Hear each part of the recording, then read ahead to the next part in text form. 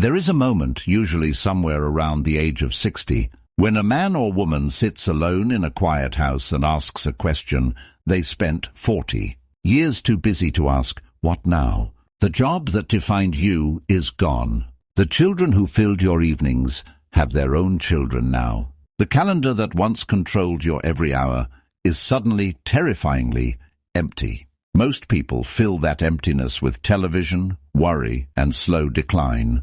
But a small number of people do something different. They grow younger. Not in body, time is undefeated there, but in mind, in spirit, in the sharpness of their eyes when they speak. And the secret they discovered is not a supplement, not a diet, not a miracle. It is something the Stoics understood 2,000 years ago. How you spend your hands and your attention in the second half of life determines whether you decay or whether you flourish. Today, we uncover the 7 retirement hobbies that the ancient Stoics, Marcus Aurelius, Seneca, and Epictetus, would have approved of. Habits that do not just pass the time, but actively rebuild the mind, the body, and the soul after 60. Stay until the end, because the 7th hobby is the one almost nobody talks about, and it might be the most important one of all. Welcome back to Wisdom of the Stoics, the home for timeless philosophy applied to modern life. If you are new here, this channel exists for one purpose: to take the hard-won wisdom of men like Marcus Aurelius, Seneca, and Epictetus, and translate it into something you can actually use in your relationships, your work, your solitude, and yes, in the years after retirement, when life asks you the most honest questions of all. If that sounds like something you need, consider subscribing, because we release new Stoic wisdom every single week designed to help you build an unshakable mind. Let's be honest about something most retirement articles won't tell you. Retirement is sold to us as a reward.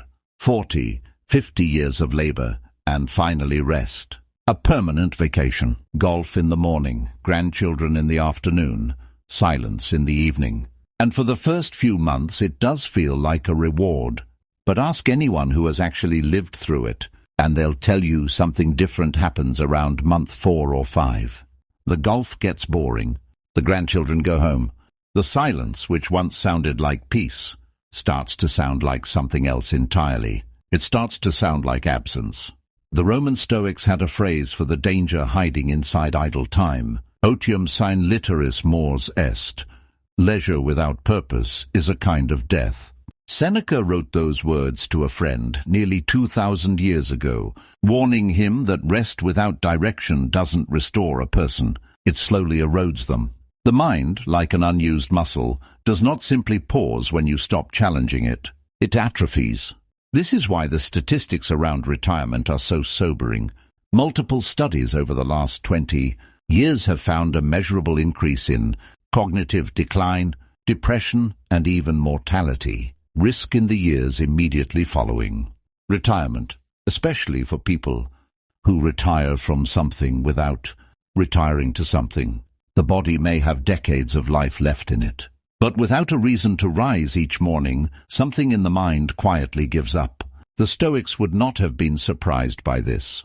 They believed that human beings are not built for idleness. We are built for function.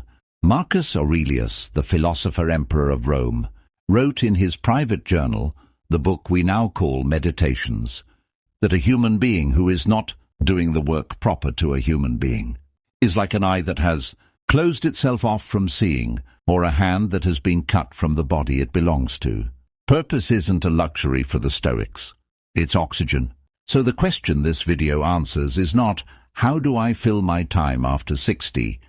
The question is much bigger and much more interesting.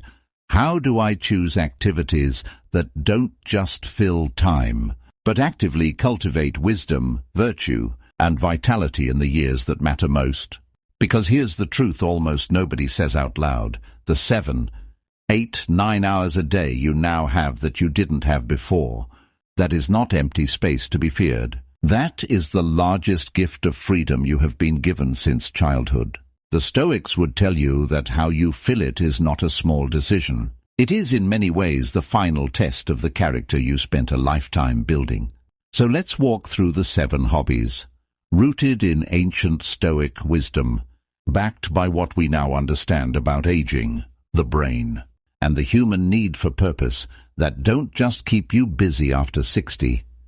They keep you young, and I want you to do something as we go through this list. In the comments below, tell me which one of these 7 you already do, and which one surprises you. I read every comment, and some of the most powerful stories on this channel come from people exactly like you, sharing exactly how they rebuilt their life after loss, after retirement, after the world told them their most useful years were behind them.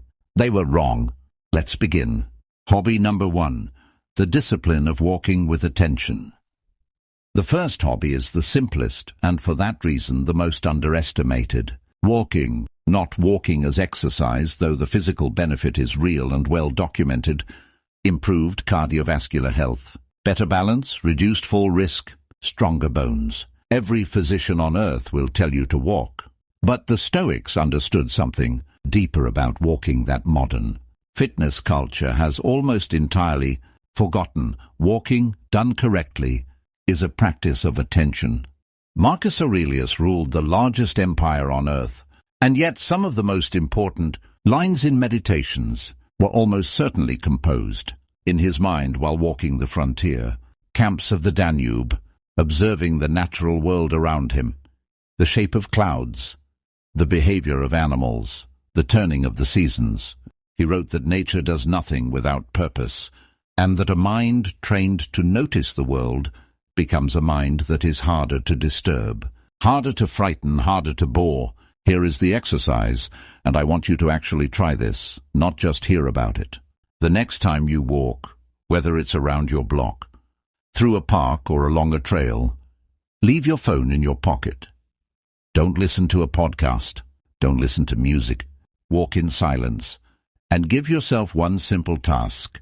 Name in your mind 5 things you notice that you have never noticed before. The color of a particular leaf, the sound a certain bird makes, the way the light hits a fence at that hour of the morning. This sounds almost too simple to matter, but this is precisely the kind of practice the Stoics called prosoche, sustained attention, and it is one of the most powerful tools we have for keeping an aging mind sharp. Neuroscience backs this up in ways the Stoics could never have proven but clearly intuited.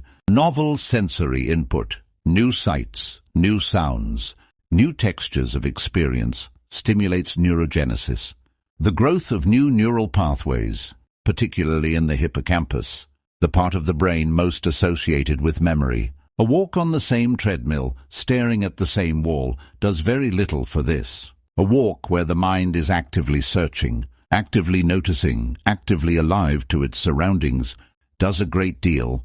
There's a story I think about often, about a retired school teacher, we'll call her Eleanor, because her real story was shared with me by a viewer of this very channel who retired at 62 after 38 years teaching elementary school.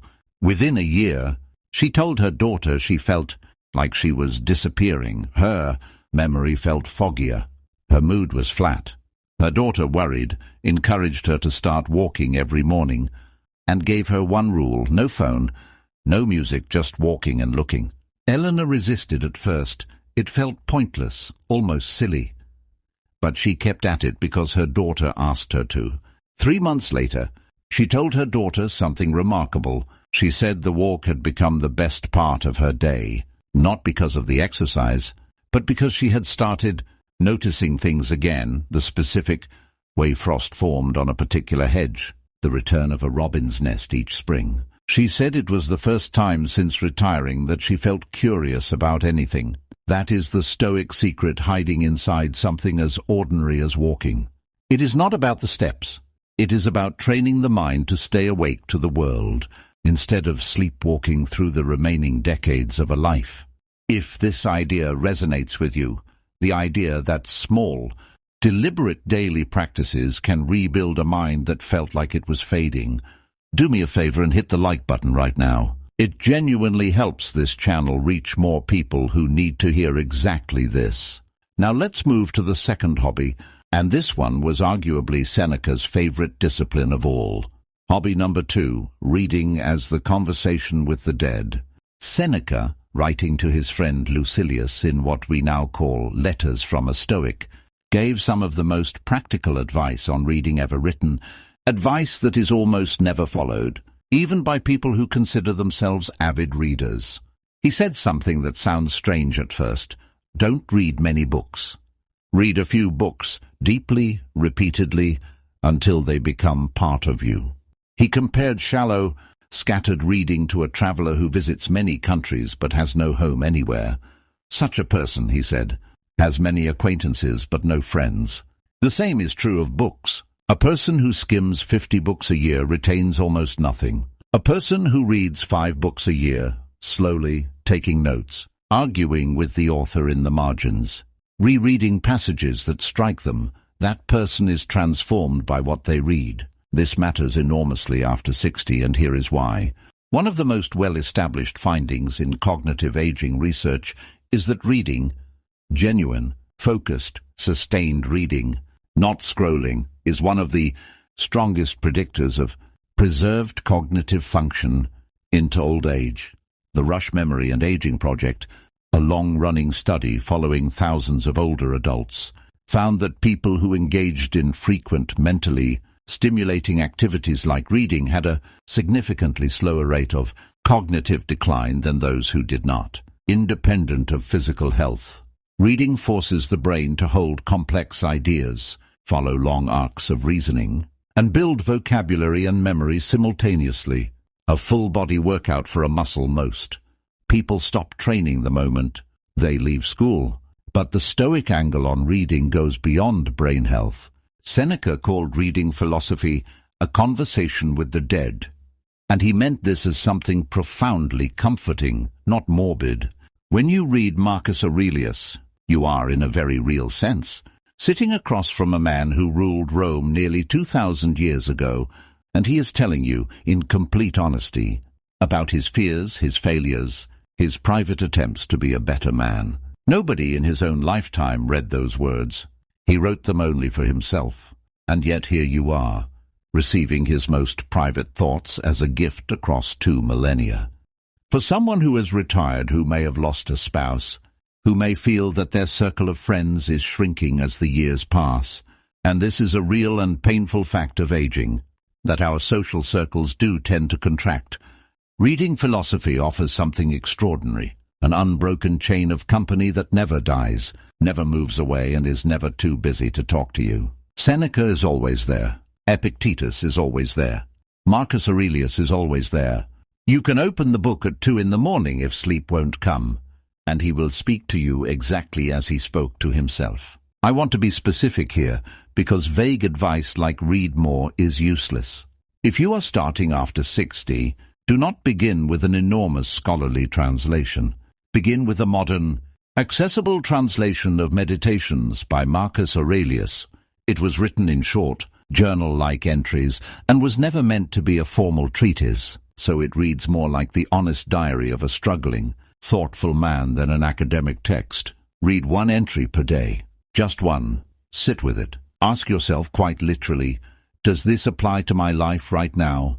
Keep a small notebook next to the book, and when a line strikes you, copy it out by hand.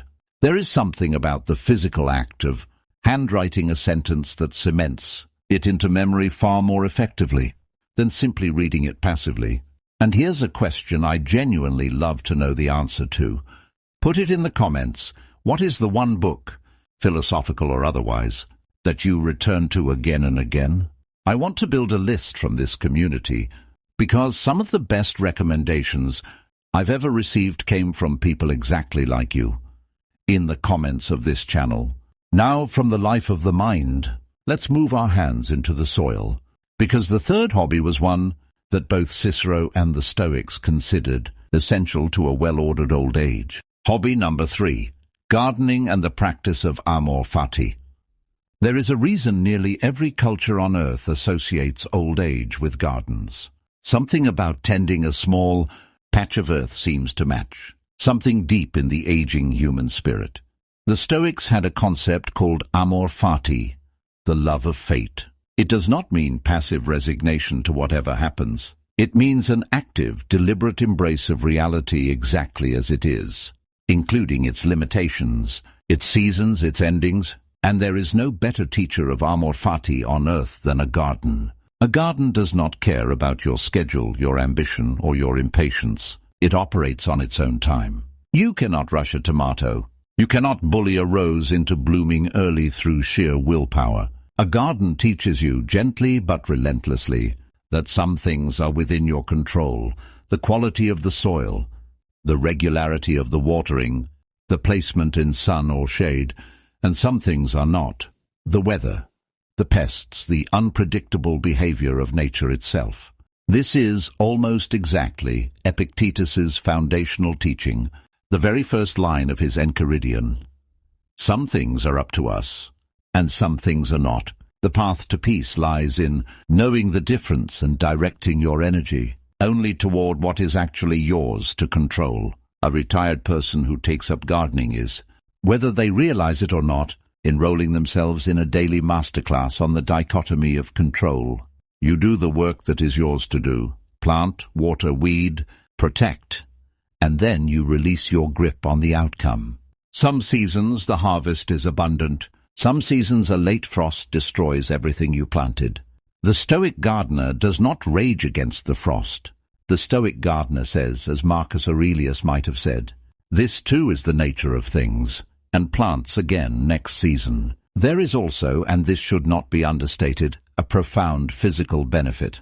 Gardening is a low-impact, full-body activity, the bending, the digging, the carrying of water that maintains flexibility, grip strength, and cardiovascular health in ways that are gentle, enough for aging joints but demanding enough to matter.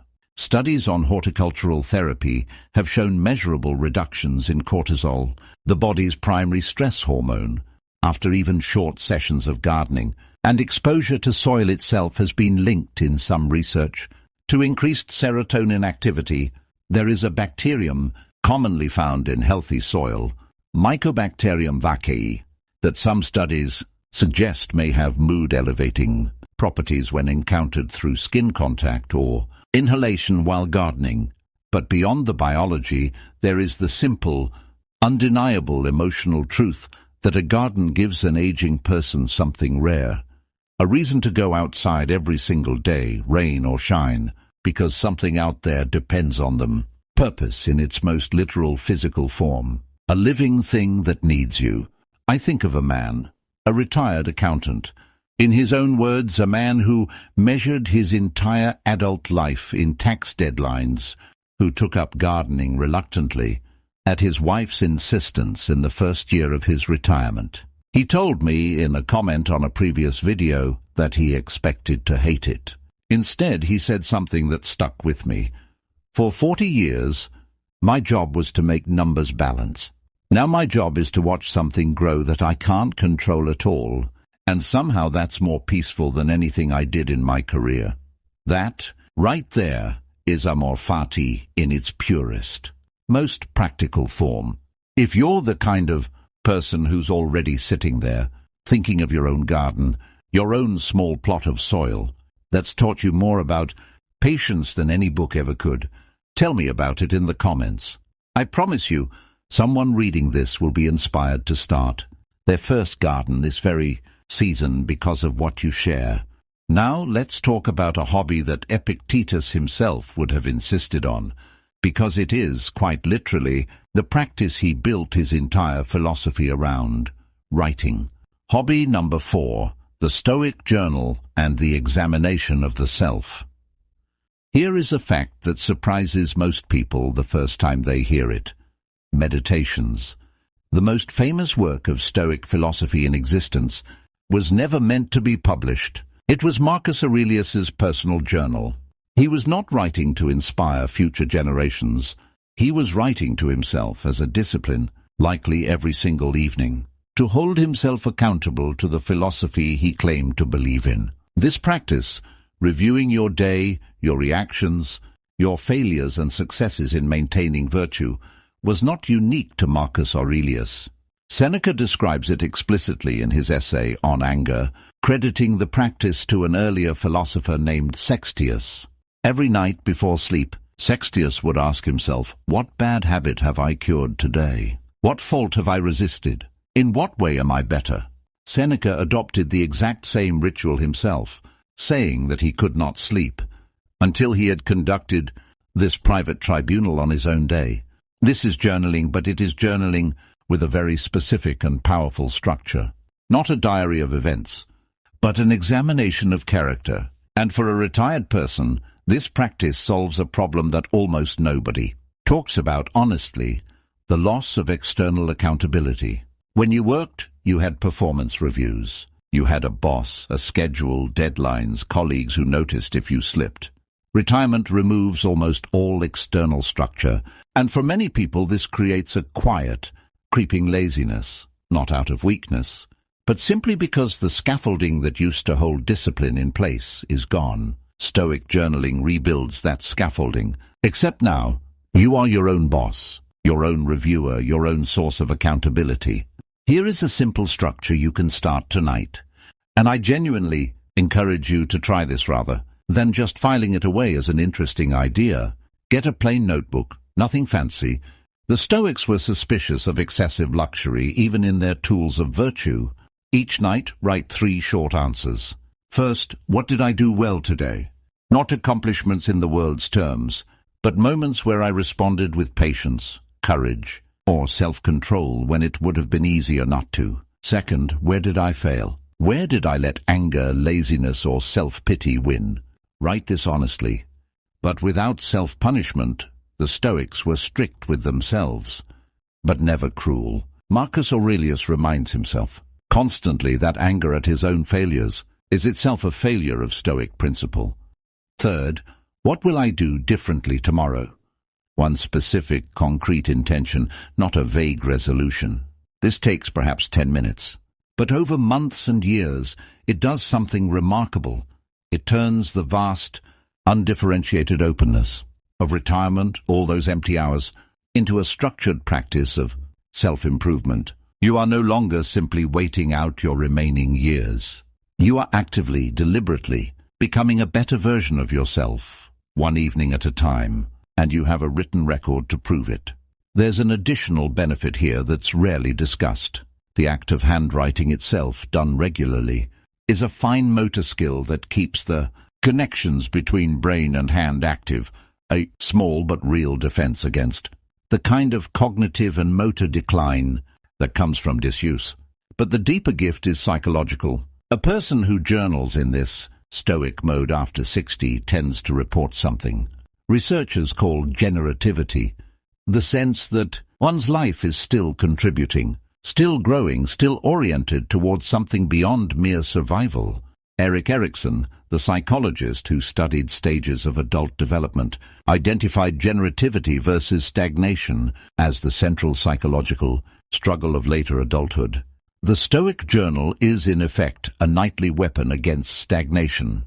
I'll ask you directly, have you ever kept a journal, even briefly? If you have, or if tonight is the night you start, I would love to hear about it in the comments below. And if this video is giving you real, usable tools rather than just vague inspiration, this is exactly the moment to subscribe, because we build entire practical frameworks like this one every week on this channel.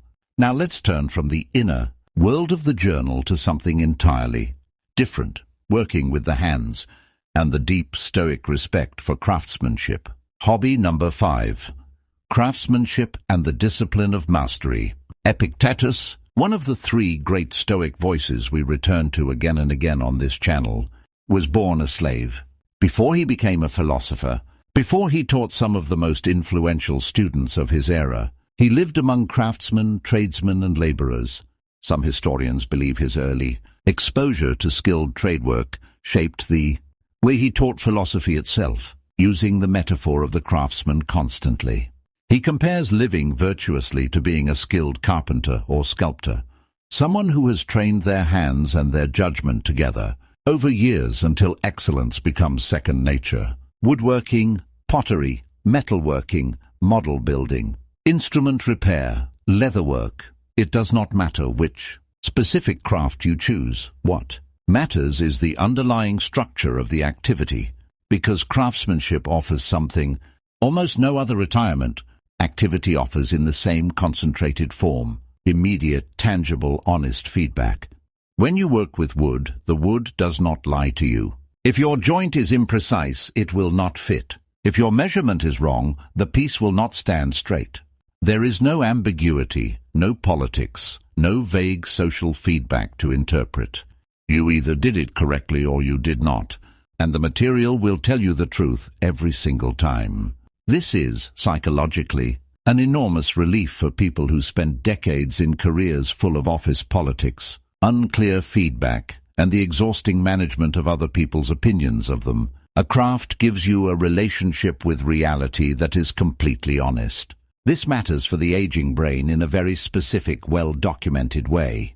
Fine motor skill development, the kind required in carving, sanding, shaping, joining, activates and strengthens neural pathways associated with the motor cortex and cerebellum, areas that are particularly vulnerable to age-related decline. Occupational therapists frequently recommend craft-based activities, specifically for older adults, because they combine physical dexterity, spatial reasoning, planning, and patience all within a single activity. But the Stoic dimension goes deeper still.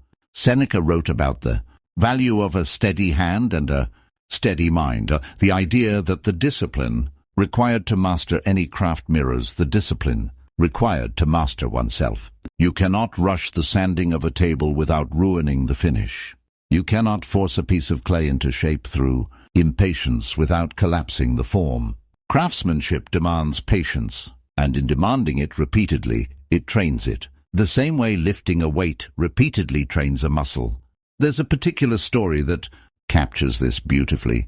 A retired factory foreman who, after 40 years of overseeing an assembly line, he never actually built anything on himself, took up woodworking at 65 almost as a joke, building a birdhouse from a kit his grandson gave him for his birthday. He told me that the birdhouse came out crooked, ugly, barely functional, and that he was, in his own words, furious with a piece of wood for the first time in my life. But instead of quitting, he built another one, and another. 3 years later, he was building furniture, actual, functional, beautiful furniture, for his entire extended family. He said the proudest moment of his retirement, prouder even than certain achievements from his working career, was the day his daughter asked him to build her a dining table, because she trusted his hands more than any store-bought option. That is mastery, built slowly, honestly, through repeated failure and repeated correction. Precisely the Stoic model of becoming virtuous.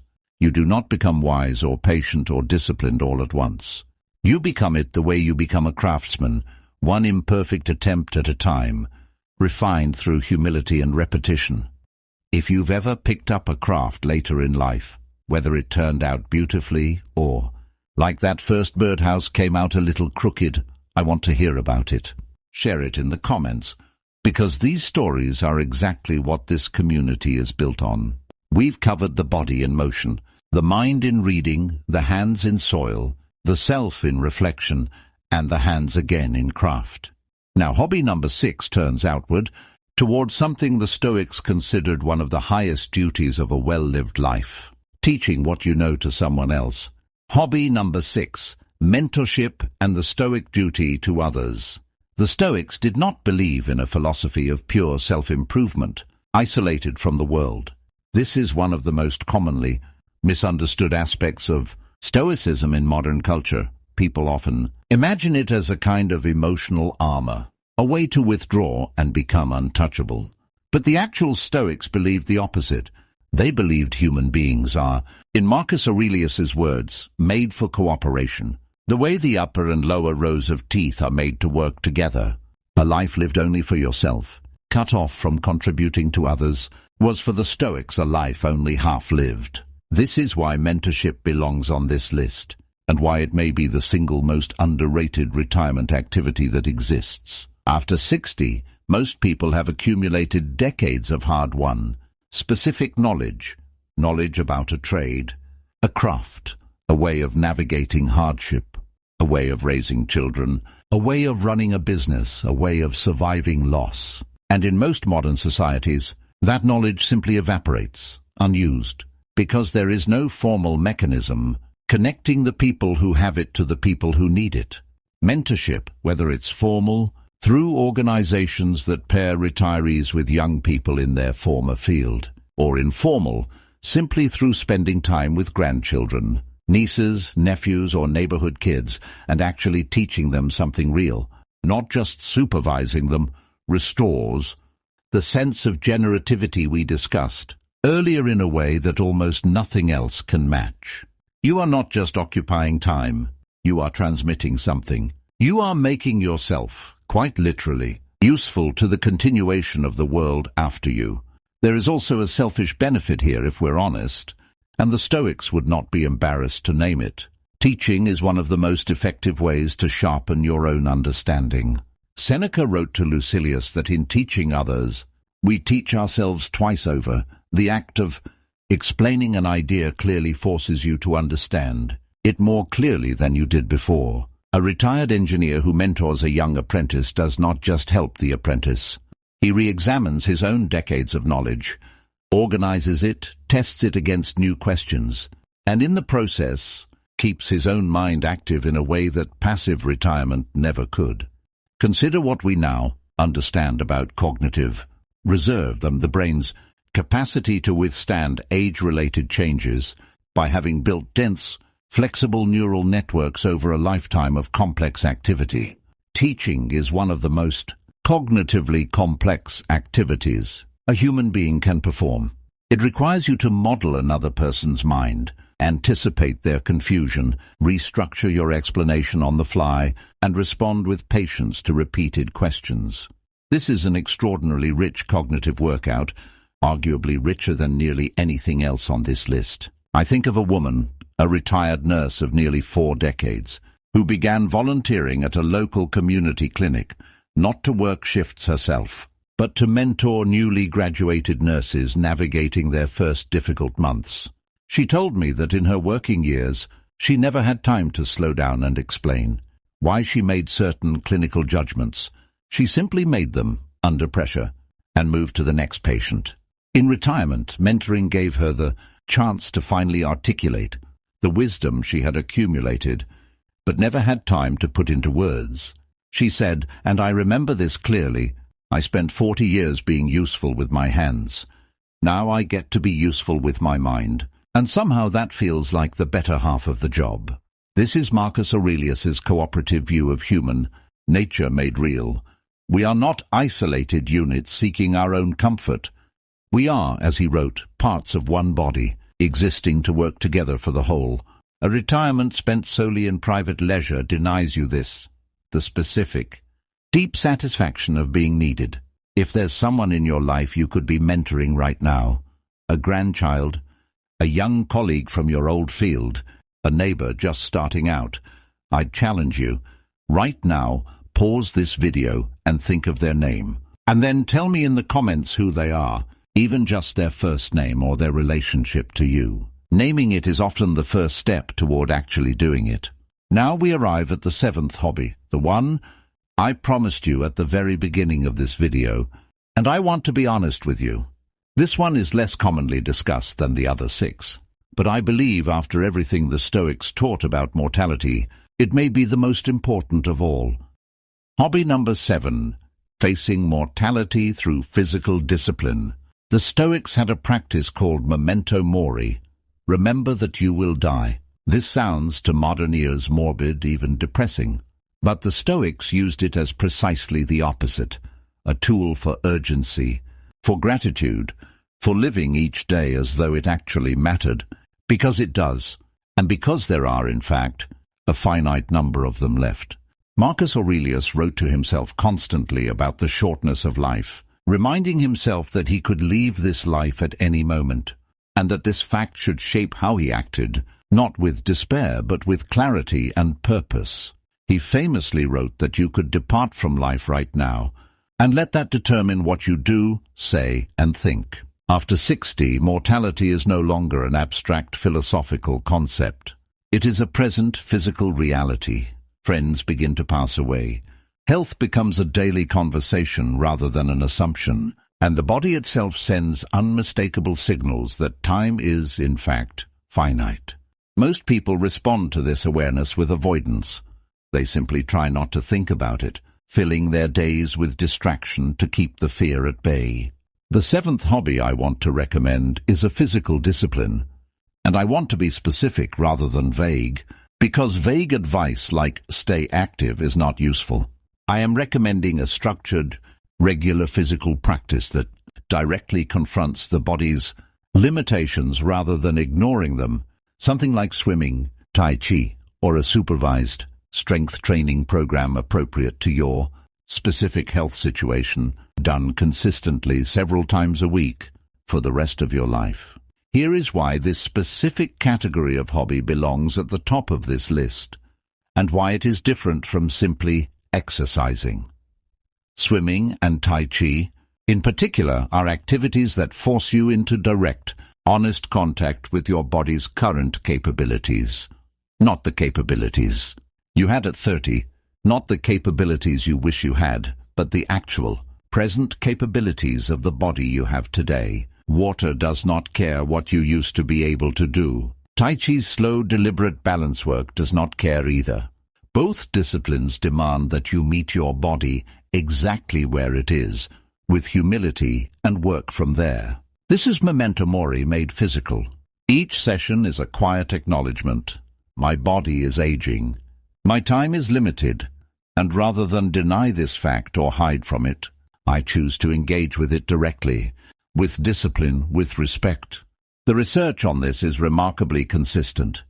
Regular aerobic and balance-based exercise in adults over 60 is associated with measurably slower rates of both physical and cognitive decline, reduced fall risk, better cardiovascular outcomes, and this part matters enormously, significantly lower rates of depression and anxiety. The physical act of disciplined movement appears to directly combat the psychological distress that often accompanies the awareness of aging, but the Stoic reason to choose this hobby goes beyond the measurable health data. Seneca wrote that it is not that we have a short life, but that we waste much of it, that life is long enough if you know how to use it. A structured physical practice, done with the awareness that each session is a gift you are choosing to use well rather than waste, transforms exercise from a chore into something closer to a spiritual discipline. You are not simply trying to live longer in some abstract, fear-driven way. You are practicing living well, right now, in the body you actually have, today. I think about an 81-year-old man I read about who began swimming at 63, shortly after a heart scare that, in his words, made death feel like something in the room with me, not just a word in a book.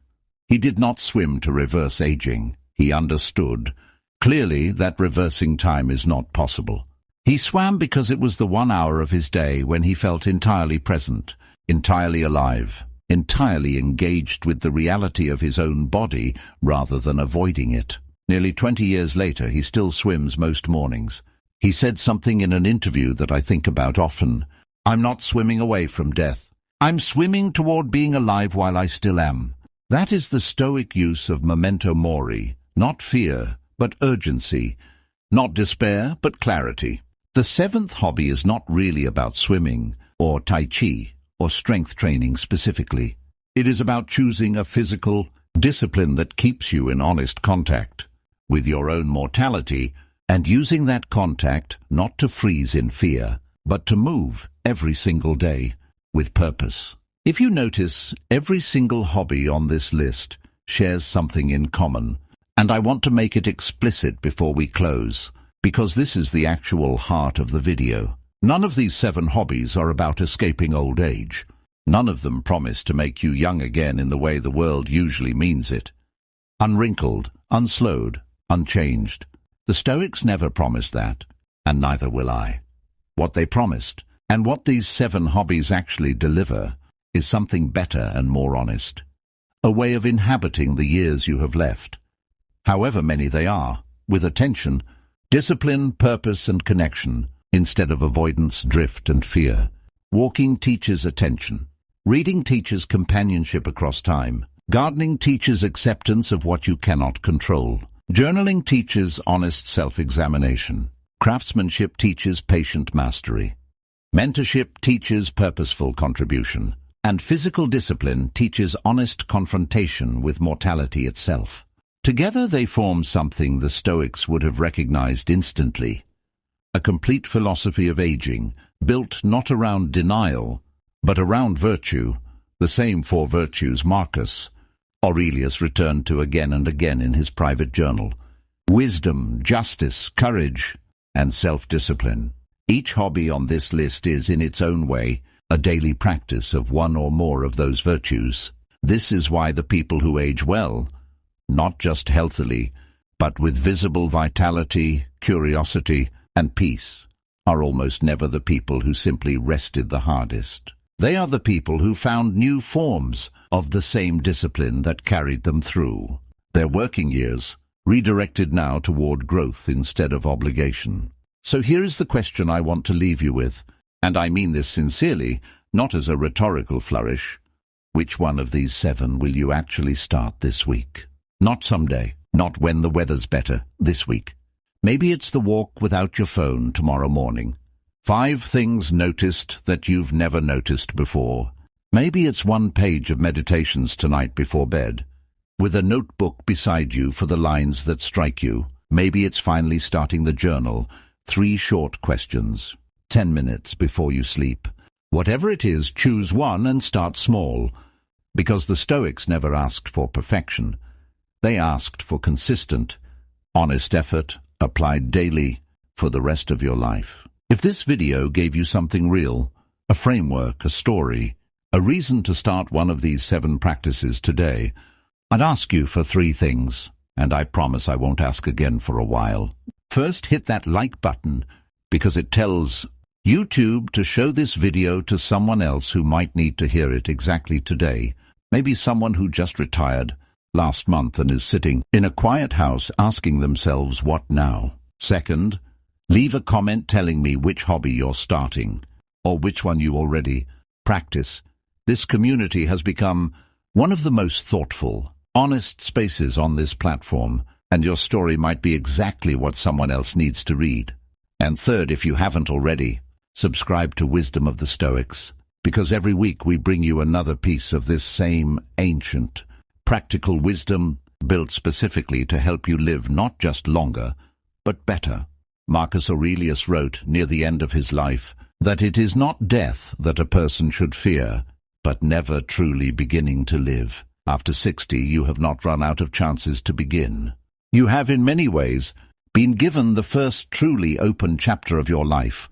No job dictating your hours, no children needing constant supervision. Simply you, your remaining years, and the choice of what to do with them. Choose wisely. Choose with discipline, and I will see you in the next video.